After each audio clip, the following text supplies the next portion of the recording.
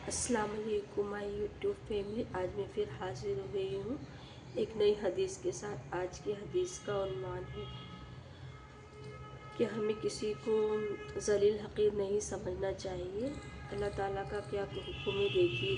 چلیے حدیث شروع اور ذکر شروع کرتے ہیں۔ اعوذ باللہ من الشیطان الرجیم، بسم اللہ الرحمن الرحیم۔ حضرت ابو ہریرہ سے روایت کرتے ہیں کہ رسول اللہ صلی اللہ علیہ وسلم نے ارشاد فرمایا، ایک دوسرے سے حسد نہ کرو۔ خرید فروخت میں خریداری کی نیت کے بغیر محض دھوکے دینے کے لیے بولی میں اضافہ نہ کرو۔ مطلب ایک دوسرے سے حسد کرتے ہیں لوگ، کچھ تو خریدتے نہیں ہیں مگر ایک دوسرے کو دھوکہ دینے کے لیے بولی میں اضافہ کرتے ہیں، یہ بہت بڑا گناہ ہے۔ ایک دوسرے سے بغض نہ رکھو، ایک دوسرے سے بے رخی اختیار نہ کرو، اور تم میں سے کوئی دوسرے کے سودے پر سودا نہ کرو۔ اللہ کے ایک دوسرے کے سودے پر کرنے کا مطلب ہے کہ میں نے کوئی چیز 2 روپے میں خرید لی اور پھر دوسرا آ گیا تو اس نے کہا کہ مجھے یہ 3 روپے میں دے دو، تو یہ بہت ہی سخت گناہ ہے۔ سودے پہ سودا ہمیں نہیں کرنا چاہیے۔ سودے پہ سودا نہ کرو، اللہ کے بندے بن کر بھائی بھائی ہو جاؤ۔ مسلمان کا بھائی ہے، نہ اس پر زیادتی کرتا ہے، اور اگر کوئی دوسرے پر زیادتی کرے تو اس کو بے یار مددگار نہیں چھوڑتا اور نہ ہی اس کو حقیر سمجھتا۔ اگر مسلمان پر زیادتی کرتا ہے تو اللہ اس کو بے یار بے مددگار نہیں چھوڑتا ہے اور نہ ہی اس کو حقیر سمجھتا ہے۔ اس موقع پر رسول اللہ صلی اللہ علیہ وسلم نے اپنے سینے مبارک کی طرف اشارہ کر کے 3 مرتبہ ارشاد فرمایا، تقویٰ یہاں ہوتا ہے انسان کے برا ہونے کے لیے اتنا کافی ہے کہ وہ اپنے مسلمان بھائی کو حقیر سمجھے، اور مسلمان کا خون، اس کا مال، اس کی عزت و آبرو دوسرے مسلمان کے لیے حرام ہے۔ تقویٰ یہ ہوتا انسان کے تقوی کے لیے اتنا ہی کافی ہے کہ وہ اپنے مسلمان بھائی کو حقیر سمجھے یا ذلیل سمجھے، اور مسلمان کا خون اور اس کا مال، اس کی عزت و آبرو دوسرے مسلمان کے لیے حرام ہے۔ رسول اللہ صلی اللہ علیہ وسلم کے اس ارشاد تقویٰ یہاں ہوتا ہے کا اس کا مطلب یہ ہے کہ تقویٰ جو اللہ تعالیٰ کے خوف اور آخرت کے حساب کی فکر کا نام ہے۔ تقویٰ اللہ تعالیٰ کے خوف و آخرت کی فکر کا نام ہے۔ وہ دل کے اندر کی ایک کیفیت ہے، ایسی چیز نہیں جسے کوئی اس سے دوسرا آدمی آنکھوں سے دیکھ کر معلوم کر سکے کہ اس آدمی میں تقویٰ ہے یا نہیں ہے۔ اس لیے کسی مسلمان کو حق نہیں کہ وہ دوسرے مسلمان کو حقیر سمجھے۔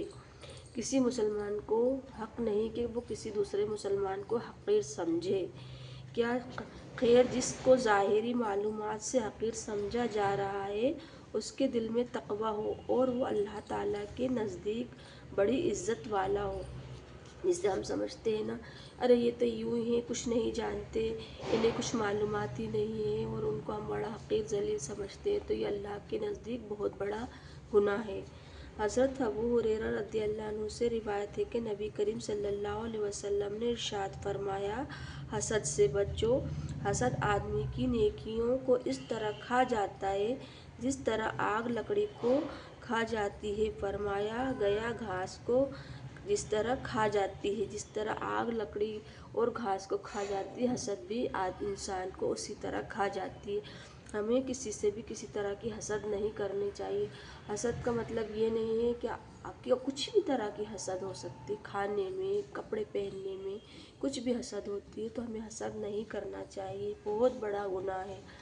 حضرت ابو حمید ساعدی رضی اللہ عنہ سے روایت کرتے ہیں کہ نبی کریم صلی اللہ علیہ وسلم نے ارشاد فرمایا، کسی شخص کے لیے اپنے بھائی کی لاٹھی جیسی چھوٹی چیز بھی اس کی رضامندی کے بغیر لینا جائز نہیں ہے۔ حضرت یزید رضی اللہ عنہ سے روایت کرتے ہیں کہ انہوں نے اپنے نبی کریم صلی اللہ علیہ وسلم کو یہ ارشاد فرماتے ہوئے سنا، تم میں سے کوئی شخص اپنے بھائی کے سامان کو بلا اجازت نہ مذاق میں لو اور نہ حقیقت میں لو۔ ہمیں کسی بھی کا بھی سامان بلا اجازت اور نہ مذاق میں لینا چاہیے اور نہ ہی حقیقت میں بلا اجازت، کیونکہ یہ بہت بڑا گناہ ہے۔ حضرت عبد الرحمن بن ابو لیلہ رحمۃ اللہ علیہ فرماتے ہیں کہ ہمیں نبی کریم صلی اللہ علیہ وسلم کے صحابہ نے یہ قصہ سنایا کہ وہ ایک مرتبہ رسول اللہ صلی اللہ علیہ وسلم کے ساتھ جا رہے تھے کہ ان میں سے ایک صحابی کو نیند آ گئی۔ دوسرے آدمی نے جا کر مذاق میں اس کی رسی لے لی۔ جب سونے والے کی آنکھ کھلی اور اسے اپنی رسی نظر نہیں آئی تو وہ پریشان ہو گیا، اور اس پر رسول اللہ صلی اللہ علیہ وسلم نے ارشاد فرمایا، کسی مسلمان کے لیے یہ حلال نہیں کہ وہ کسی مسلمان کو ڈرائے، کسی مسلمان کے لیے یہ بھی حلال نہیں کہ وہ کسی مسلمان کو ڈرائے۔ بہت بڑا گناہ ہے، اور ہم کیا کرتے ہیں کہ مذاق میں بھی کسی کو ڈرانا نہیں چاہیے۔ حضرت بریدہ رضی اللہ عنہ سے روایت کرتے ہیں کہ رسول اللہ صلی اللہ علیہ وسلم نے ارشاد فرمایا، مومن کا قتل کیا جانا اللہ کے نزدیک ایک ساری دنیا کے ختم ہو جانے سے زیادہ بڑی بات ہے۔ مطلب یہ ہے کہ جیسی دنیا کا ختم ہو جانا لوگوں کے نزدیک بہت بڑی بات ہے، اللہ تعالیٰ کے نزدیک مومن کا قتل کرنا اس سے بھی زیادہ بڑی بات ہے۔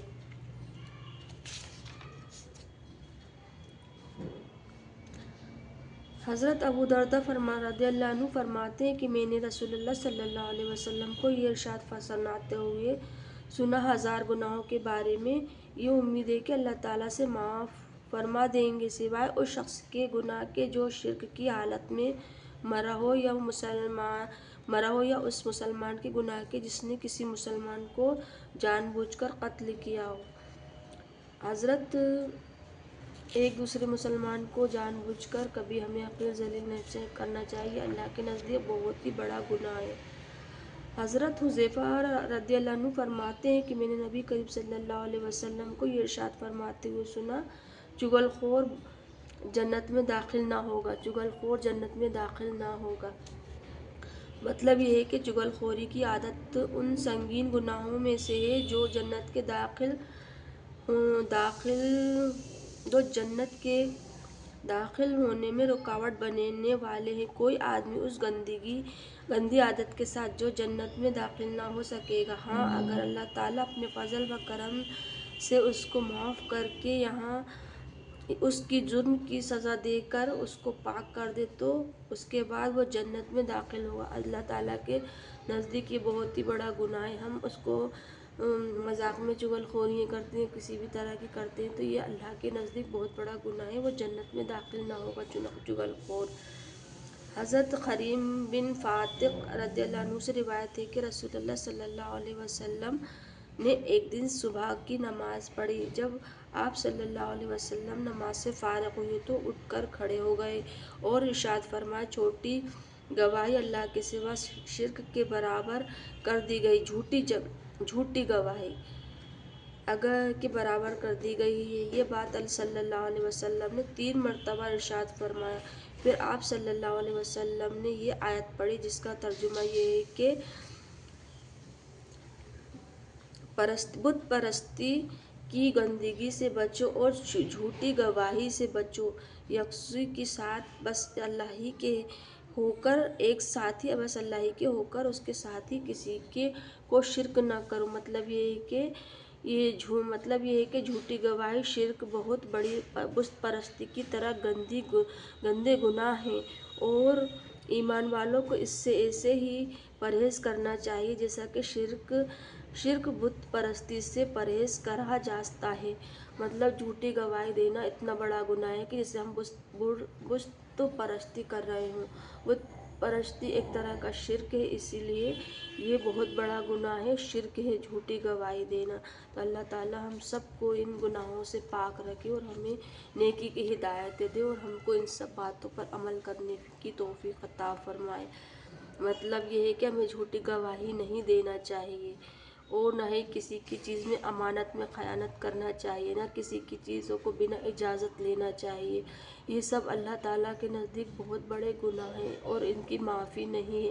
ہاں، بہرحال اللہ چاہے تو دنیا ہی میں انہیں اس کے گناہوں کی سزا دے دے اور معاف کر دے، اور آخرت میں پھر جنت میں اس کو مقام عطا کرائے۔ پر ہمیں ہمیشہ گناہوں سے توبہ کرتے رہنا چاہیے، اٹھتے بیٹھتے۔ اللہ ہم سب کو علم اور ایمان کی دولت سے نواز دے، اور اللہ ہم سب کو پرہیزگاری اور تقوی والی زندگی گزارنے کی توفیق عطا فرمائے۔ اللہ حافظ۔ میری ویڈیو پسند آئے تو سبسکرائب اور لائک ضرور کریں۔